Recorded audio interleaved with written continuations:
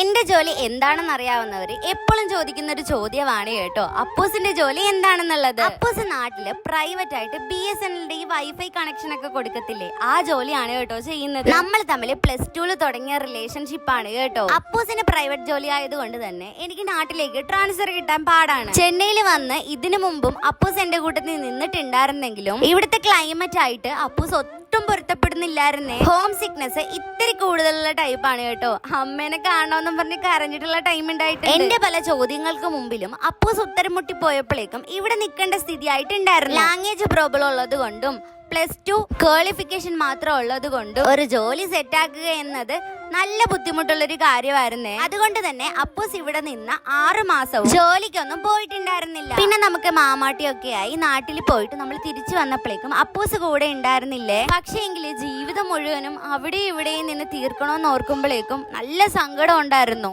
അതുകൊണ്ടാണ് ഞാൻ അപ്പൂസിന് ഒരു ജ്വല്ലറി ബിസിനസ് തുടങ്ങി കൊടുത്തിട്ട് അപ്പൂസിനെ ഇങ്ങോട്ട് വിളിക്കാമെന്ന് കരുതുന്നത്. സെപ്റ്റംബറിൽ അപ്പൂസ് അവിടുത്തെ പണി ഉപേക്ഷിച്ചിട്ട് ഇങ്ങോട്ട് വരുന്നതായിരിക്കുവേ.